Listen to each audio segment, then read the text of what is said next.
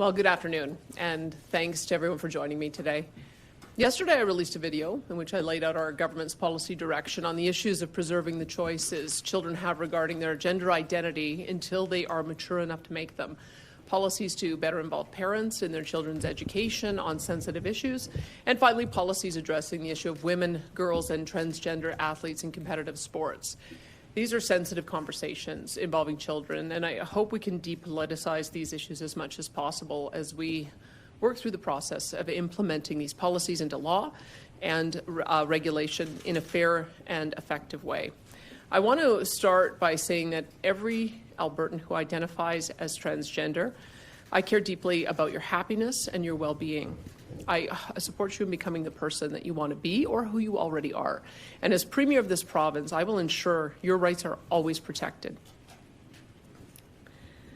For children who identify as transgender, I want you to also know that these policies are being implemented in order to protect the choices you have regarding altering your physical body until after you've grown mature enough to make such choices safely and with a full understanding of what that means for the rest of your life. These policies include a prohibition on gender reassignment surgeries for minors aged 17 and under. For children aged 15 and under, puberty blockers and hormone therapies for the purpose of gender reassignment will also not be permitted, with the exception of those who've already commenced their treatment at this time.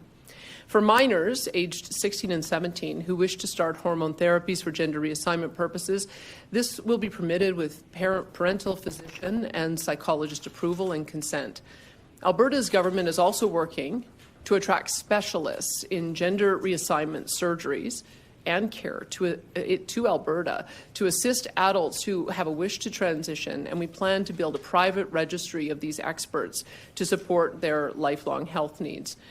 In our classrooms, we will ensure discussions about gender identity and other sensitive subjects happen at the right time and with the parent-child relationship at its core.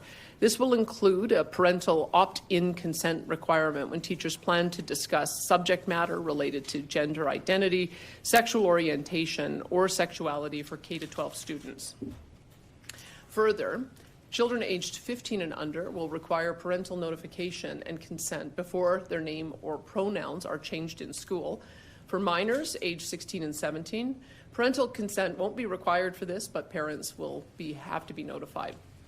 We will support families with a new pilot program to provide counseling services for families in need to assist with navigating these issues together. In rare circumstances, when transgender children experience an abusive parent, there are, of course, child protection laws that will be enforced. And lastly, we are implementing policies to protect fairness and safety in women's and girls' sports. We will work with sporting organizations to ensure that women and girls have a choice to participate in competitive sport without having to compete against biologically stronger transgender women athletes, while also ensuring that we work with those same organizations to expand co-ed and gender-neutral categories so that every transgender athlete can meaningfully participate in the sports that they love. Gender identity can be a very emotional issue, especially in the context of children. And as we move forward developing and implementing these policies into law, I hope we can depoliticize the issue as much as possible and focus on the well-being of the children involved. Thank you. I'd be happy to take questions.